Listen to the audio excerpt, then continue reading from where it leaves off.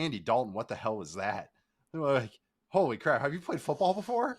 What was that? Like, but the Bills win a 40 which play are you talking about? Like, oh my God, yeah. Just so in case many. anyone didn't see, I do want to compliment the Bills on their run game, but Andy Dalton had a fumble early after they were driving, had the interception, then he took a sack at the end of the half when they didn't have any timeouts, which is one of the most bizarre plays I've seen from a veteran quarterback that has dozens and dozens and dozens of NFL starts, started a bunch of games in college. Like, what?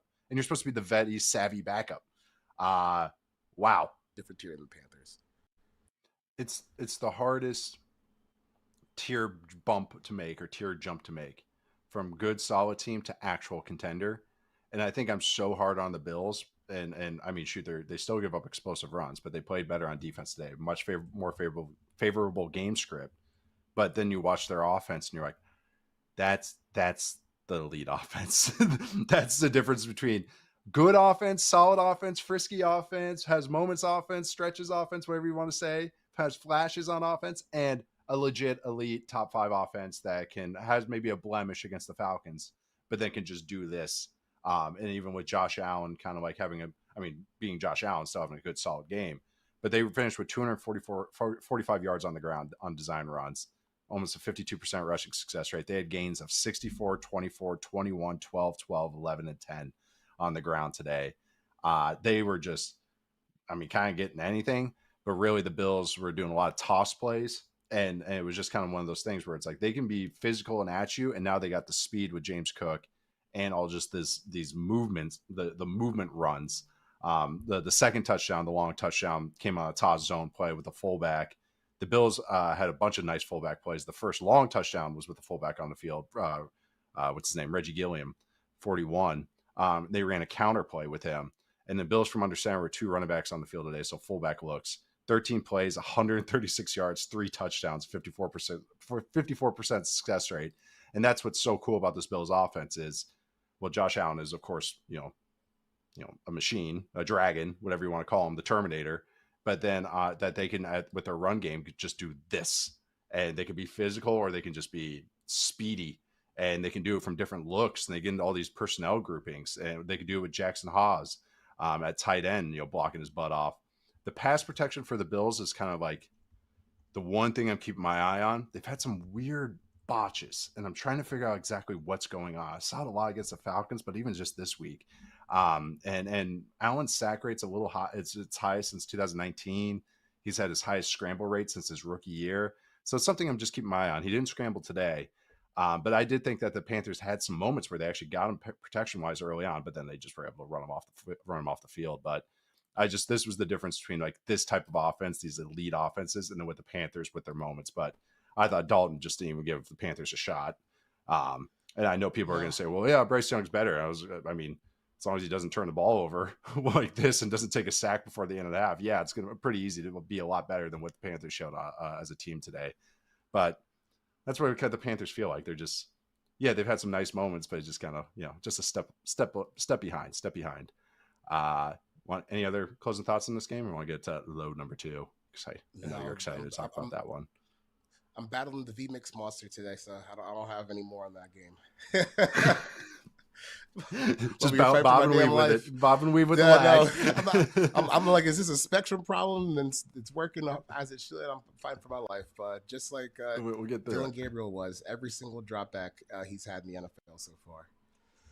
Oh, that's how you get off the opening script. Yeah, let's get to low number 2. No, Myles Garrett gets 5 sacks, and that's a low because the Browns lose by 19, and it's just kind of what'd you think you're getting into, Myles, when you signed that contract and knew what the quarterback plan was? Patriots win handily after the first half, I'd say 32-13. Even Mike Vrabel said, yeah, once they got off their gadget plays, we kind of had them, and I was like, yeah. He's right. He's right. Once they got off the Harold Fannin designer touchdown, it was kind of a lot of third downs and a lot of unsuccessful third downs, it felt like, when I watched this game. But what did you think of Myles Garrett and the Browns' loss and the Patriots just kind of controlling that game, Chuck? Oh, man. Well, first of all, I think this is just another data point that Drake May should probably be the MVP front runner at this point, just compared to where this team was last year, where they are now. Right, he's just a machine. Like we were talking last week that this could be like a fun back and forth, and then Myles had his moments, but outside of it, like Drake May kind of dominated that game outside of maybe like the first drive. So that was awesome to see. And then the other side of the ball, it went exactly as expected. Man, like dude, NFL football just looks so hard for Dillon Gabriel, man. It's like you can't see over the line. The passes take forever to get there, and you just can't generate a whole lot of offense. Stefanski said he's going to stay the starter, which is fine. Like, who else are you going to put back there? No one team right now is going to be considered the starter for the team next year. So they're just simming the season on offense and trying to put Myles Garrett heroics on display on the other side of the ball. But Myles, this is what you signed up for. Look what he did. He could play for a Super Bowl this year. You didn't have to do this. I don't know what that plan was, but if you played Red Dead Redemption 2, he got Dutch Vanderland in a pretty serious way. Because I still don't understand the money aspect. Like you're like today shows why arguments were stupid. Because how many teams would love to have a player that can get 5 sacks that easy? Every single team. So he could have gone out on the open market, or essentially what counts as the open market when you're an elite player, and negotiated another deal with like 3 other teams and have them bid against each other. But he chose the same Cleveland because Andrew Berry sold him on some plan that involves throwing for 2 yards a pass. I don't get it. How did you not see this coming? I know, he could have been Reggie White going to the Packers back in the day, something like that. They broke a Reggie White record today for the most sacks. I know, maybe that's why he was on my mind. It's I mean, he had 5 sacks, 8 pressures, 3 quick pressures. His average get off was 0.7 seconds, which is absolutely absurd. Absolutely absurd. And he was getting chipped every single play and getting sacks. And Will Campbell was like, I could see Will Campbell trying different techniques. And it didn't matter. And like Myles Garrett, I mean, they're talking about his Euro step because he was just slicing inside. So what you're saying is exactly right. It's like, he just can do this with, I mean, he's got help. I mean, there's some other really good players along this front. Carson Schwarzenegger had a great pick as well. Ends up with a high ankle sprain, which is very Browns-like as well. But no, it's just like, he can just absolutely take over games. He finished with 5 sacks and it just didn't matter. It doesn't matter. And that's just like the same old story. I mean, the Browns finished with 28% success rate today. Dillon Gabriel had 156 yards at 18.9 QBR. Quinshon Judkins, who we both like, 9 carries for 19 yards because their run game can't get going. Their O-line, and this is something I just keep looking at, the ticking time bomb of their O-line because all the contracts coming up soon, and they're old. Yeah. And so all right, so next year after this offseason, your defense isn't perfect. It's got a lot of nice parts, but they're still just average against the pass. As Drake May showed today, if Myles Garrett doesn't get sacks or doesn't get pressures, it's just you can shred them. All right, your O-line's going to get reworked. You're probably going to have a new quarterback. Who's the number 1 receiver? Because Jerry Jeudy ain't it. They got some fun rookies, but it's like, oh my God, what is this plan for everybody? Myles Garrett's cool, I guess, but like you said, it's like this is what you signed up for. Right. But the Drake May experience is a lot of fun. I will say it's a lot of fun. That at least it's a little better test for him. But Drake May experience is a lot of fun. Yeah, I'm still kind of confused why the Browns brought Myles back. Like I thought they should have thought about trading him just to start jumpstarting this rebuild. They're so far away from being competitive, and yeah, it just kind of sucks to me that one of the best players of this era is just on such a crappy team, but he did choose this life. Yeah, I think what you said with Gabriel, and even on offense, like Gabriel, it just looks hard. It's just like every throw to the outside looks hard. Every throw over the middle, he's getting somebody killed. And so it's like, even just he has nice moments, it's just like, it looks difficult. I know there's going to be the calls for Shedeur, but I can tell you what I saw in the preseason. It's not going to be much better. He's probably going to take even more sacks and everything too. Just real before I even kick it on forward. So May right now, 1st in success rate passing still, 2nd in scramble rate. I think he has the 2nd most rushing yards, 3rd most rushing yards among quarterbacks, 2nd most scramble yards, 2nd in EPA per dropback.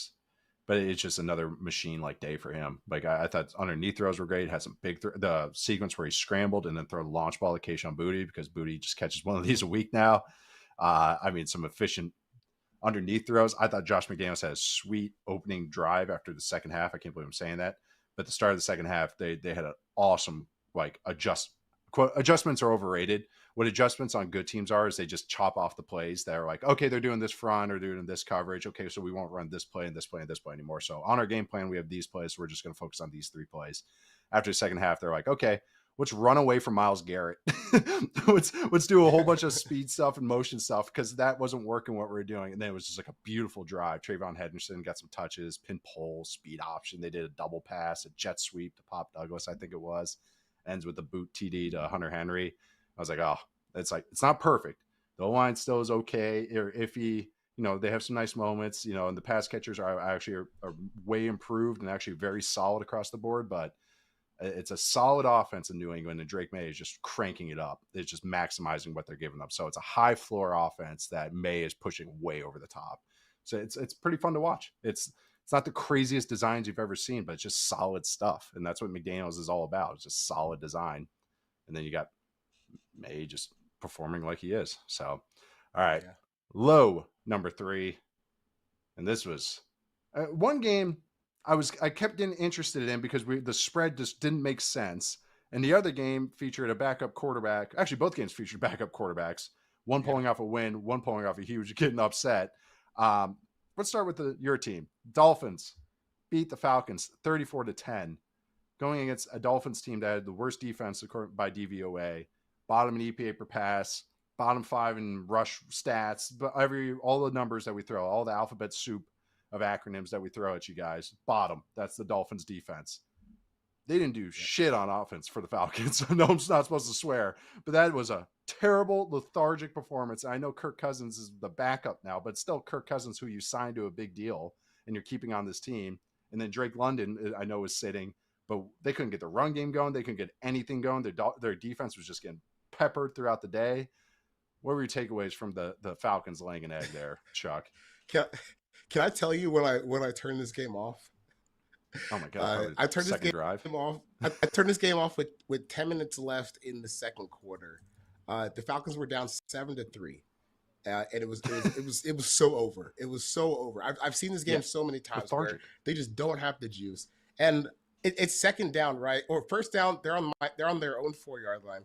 First down, Tyler Algier minus 3-yard run. So now they're on the 1-yard line. I'm watching Kirk Cousins sneak out of his own end zone on second down. I was like, no, okay, this is so over. And then they shanked the punt, a 14-yard punt on fourth down, and I cut it off. And the only things I saw after that were on red zone. So I saw Bijan Robinson fumble, and it was like 31-3, and I was like, I still know this team like the back of my hand. Here's the truth about the Falcons. You can't be the number 1 defense if you can't stop the run. That's all it is. You can't, because games like this happen where they don't even have to think about it. Like, you don't have to put 2 in danger because you can give Achane the ball and or dump it off to like Ollie Gordon had a short catch that he turned into a long touchdown. Just really bad stuff. And also, like, the times that you do have chances to kind of affect the passer, it's not like they're really doing it all that much recently. Even since the McCarthy game, it's not like they're really getting all that much pressure. So they currently 11th pick in the draft to the Los Angeles Rams, and I'm a month. Which we knew was a scary decision. Like, even though James Pierce was getting those pressures now his warts are showing up because you can just run on them. They had fewer than 50 plays, which is already like a Falcons team should be living and dying with long drives in their run game going. They couldn't run it. They couldn't throw it. Like that's the thing. I couldn't get over that. I know Kirk Cousins is going to be limited. I know Drake London's not playing, but this team should just not even like think about it and run for 130 yards. You know what I mean? Like, they shouldn't have a game without like fewer than 130 rushing yards. Like, they should just be able to walk off the bus and just churn it, because that's the basis of their whole team anyways. So I at first thought, when I like looked it up, and because I was just kind of like keeping this more like a bottom quadrant game for me, I was like kind of like, all right, is Bijan hurt? Like, did something, like, you know, did something happen where he got hurt? And I was like, no, it's just they can extend any drives. And the Dolphins, like, speaking of Falcons defense, the Dolphins were just running their greatest hits. It wasn't any new stuff they were doing. They're another team that did more jumbo offensive linemen, but they were just, it was the same stuff. They're running their same RPO plays. The Waddle touchdown was a classic play action that they run. He was wide open on a catch and run. So I don't know. It was like, I know your backup, quote unquote, is starting, but this is the guy you signed for big money, and you guys walked out there like you had no shot of winning. It's like, that's how the Dolphins going every single week. The Dolphins are having like quote battles Like their quarterback doesn't even know what to say to the press right now, and and the Falcons looked like the team that was more lethargic. It was just, yeah, very, very, very stinky performance from them. I mean, they got punched in the mouth. They got punched in the mouth today. Yeah. Like in the ground game. Bijan Robinson today, yards before contact, 0.78, not even 1 yard before contact. Like this run defense been steamrolled all season. So I don't know if that was just like this is the Falcons DNA, but like the Bills today, James Cook before contact, 7.95 yards before contact. That's what good teams do. 9.5, 8 yards per carry before contact. 80% of his carries went for 5 or more yards. That's what good teams do to bad defenses. This is what the Falcons do to bad defense. They get punched in the mouth. Terrible game. I know. I was like, I know the Dolphins' defense is bad. All right, how bad are they? Yep, 30. I actually, off the top of my head, I had it right. 32nd DVOA, 32nd against the pass, 25th against the run, 26th in success rate, 32nd against the pass, 30th in EPA per play, 32nd in EPA per play against the pass, 26th against the run. So it was like, pick your poison. It's like, do something. Like it's the meme of the guy with the stick. It's like, do something. That was very, very crappy performance from them. Also the other egg, because I thought this was a curious line, even though I know that the one team, the Ravens, have been banged up and they're getting healthier, but then Lamar Jackson's out, even though there's a lot of rumors that he was going to play, and I know he practiced, but it was with the scout team, it seemed like. But the Ravens beat the Bears 30-16, and it seemed like the Bears, who had some nice drives when I was paying attention, just couldn't get out of their own way. Caleb had the bad interception when he was backed up. I want to see the end zone view of it, but it felt like he threw it late, at least in my kind of viewing, of the pick. But just the Bears again just could not stop this Ravens offense with Scoop Huntley playing. Derrick Henry had like a good solid game, but not like a crazy game. But they just couldn't like really get off the field. But they lose 30-16. What were your takeaways from this game? Because that would just felt like that felt like, I know Kyler Gordon was hurt. Bears had more injuries and stuff like that, but it's like it just felt like they were again a performance that was inconsistent and kind of different from how they've been playing the last couple of weeks. Yeah, that was just bad. Especially in this circumstance. I guess the supreme overlords who make these lines, they really know best, because I found that pretty confusing. And even up until the game time, like before kickoff, the Ravens were still favored by 2.5. And just to be fair to myself, like it's been a while since Tyler Huntley has played a good game. It's been on several teams. I think you're fair, right? And having some apprehension there. Basically, since he fumbled the ball in that playoff game against the Bengals, it's been tough sledding for him. But he was great today. Did a lot better than Cooper Rush did in their last game. Did a lot to keep them on schedule, to just kind of keep them moving forward, and did some nice things with his legs outside the pocket and made some nice throws on second chance plays, which is, hey, that's kind of ideally what you would want your Lamar Jackson backup to look like, and how you want to perform. So that was a really strong game for him, and for someone who's kind of bounced around over the past few years. I think home is Baltimore. Like they should both just like, hey, as long as Lamar's here, you should be the backup. It didn't work for you with other places. It wasn't working for us with other quarterbacks. Let's just stay together here. But as far as like the Bears go, man, I struggle on how to feel with this, because I know people are saying the Ravens are healthier on defense, but even at the start of the season, they weren't a good, healthy defense. Correct. So like, I don't know why that matters all that much. And the Bears, they were just really inconsistent. I thought it was a real up and down game from Caleb. I don't think it was his best performance. I certainly don't think it was as bad as people were making it out to be again. As if he had some horrible game. I thought he gave him a nice chance in the second half to try and have a run on some drives, but overall just wasn't enough. And I think this is probably just part of like the growing pains of where you are, where you're trying to figure out what this offense is going to look like for the long term. You might have games where it doesn't work out against one of the worst defenses in the league, but still, I think it's I do think it's kind of concerning when you look at where the Ravens' run defense has been, especially this season. Like you couldn't really take advantage of that. That's a little concerning, because that should have been automatic. Again, one of the reasons why we were so concerned about this line, or surprised about this line, is they gave up 44 points to the Texans before the bye. I don't know. that doesn't seem like a good defense to me. But today they played well, and they had easily their best game of the season. And it does make me think like, oh, are they doing the thing again where they get off slow and then they hit the bye and they figure out some things and maybe it's moving Right. forward, or was this just a bad game for the Bears? I honestly left this game with more questions than I had answers as far as like the Bears offense and the Ravens defense goes. Yeah, this is might be the first game.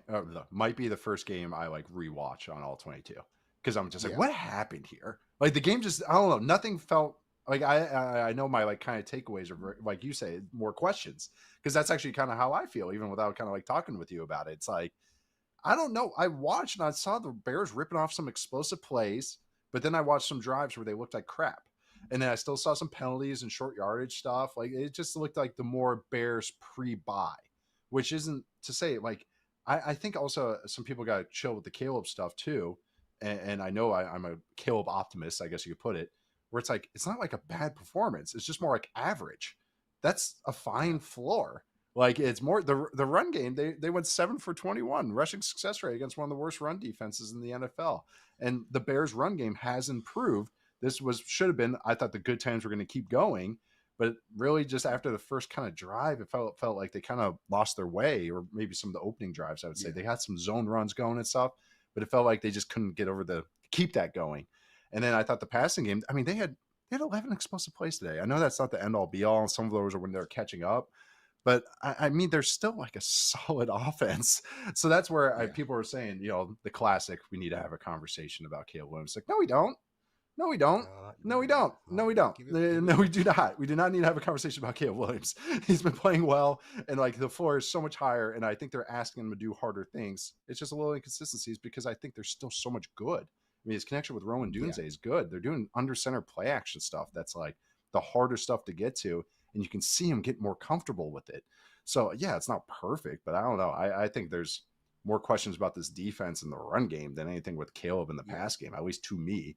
I don't know if you feel any different, but that's just how I feel about it. I'm like, I don't know. I think this is improvement considering what the hell this offense was last year. Yeah, see, like this is the offensive output that I thought the Ravens would have if Lamar played. Just because their defense hasn't been good, it struggled a lot this year. So what wasn't? I mean, I'm not really too surprised. I guess like once it got going, the last thing I have on the Bears offense is there's an interesting split that they had today. Like you said, they did have 11 explosive plays, about 18% explosive play rate, but also 34% of their plays went for 0 or fewer yards. So, maybe a little boomer bust there. Nice little. So that kind of summed up the game. I felt like, yeah. That's what it felt like. I mean, freaking Ravens. They had a 54 passing success rate. Like, I mean, 54%. Like, I mean, over 50% to Snoop. You having a laugh? Like we're having questions about Caleb Williams. I know where the issues are with this team. Come on. But no, I'm encouraged that at least the Ravens win this game, because it's just like, all right, I want to see Lamar come back healthy and maybe make a roll. Just make this interesting. So maybe again, I want to review it. I'm not still super high on the Ravens defense, but I mean, at least it's improvement from the worst that maybe in the league that we've seen, maybe outside the Dolphins. Apparently these teams now put up these performances. It's how it goes in the NFL. Before we wrap it up, I want to give a little extra credit. Jonathan Taylor's Offensive Player of the Year campaign keeps rolling. Holy crap, the Colts, man. It's just every week. I know the Titans are whatever. Titans are awful, but it's like this is what's good offenses do. There's no blemishes. Jonathan Taylor, 12 carries, 153 rushing yards. The one touchdown where he out the angle, he just there's no angles the safeties can take now. They keep going for these angles and he just obliterates them. They don't even touch them. It's unbelievable what this offense do. Riley Leonard was getting snaps by the end of this game. That's how good the Colts are playing right now. Alec Pierce is dunking on guys every week, but I wanted to give extra credit. Also, Cam Ward, I know the Titans are an abomination right now. Cam Ward had some baller throws in this game. I know it wasn't perfect. Some of them got dropped, but he actually did. So I just want to give him a shout out a little bit too. But anything to add here, Chuck? Because the Colts, man. The Colts are just week in, week out. Just keep doing this. There was a funny moment today, I thought, with the announcers where Jonathan Taylor, he had a touchdown that looked like it was it was one of those jet passes real quick where they flip it in front of them for a touchdown. Yeah. And first it was counted as a rushing touchdown first, that chance to receive a touchdown. And the announcer was like, "Oh man, Jonathan Taylor had this chance to break a record where he could have been the first player with 3 rushing touchdowns." I was like, "Oh, against the Titans? Oh, in 3 straight games? Oh, across different seasons?" Like, okay, now I don't feel bad for him anymore. Like, there's too many stipulations onto this stat that you're telling me, so I don't care anymore. Just move on to the next play. But he really got stuck on like this super specific touchdown stat against the Titans in consecutive games overseas. I was like, all right, man, I don't feel bad. Let's move. When there's a full moon and yeah, when there's a meteor shower, he scores 3 times. Speaking of announcers, do you think Jonathan Vilma got some inside information about Spencer Rattler getting benched today? God. If he had any turnovers or what? Media. Laid it on pretty thick there, Jonathan. Oh my God.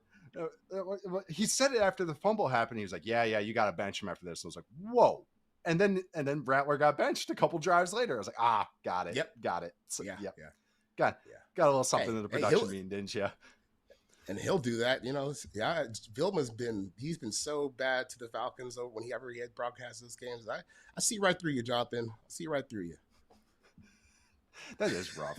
See, that's the thing is I it's because I'll watch some crappy games, and there was a lot of slop today. So usually which announcers get those games, and it's Ron Torbert usually is the one that's the official in those games, and Jonathan Vilma is the one announcing those games. And we got that double special today, and I was like, oh, this is gonna be a long game, and it was for the Saints, and really just that entire that one was not even fun to talk about. It's like, yeah, Bucks win, Saints were there, I guess, but apparently Rattler is getting benched for Tower Shuck, and it wasn't like Shuck really burned the house down at all.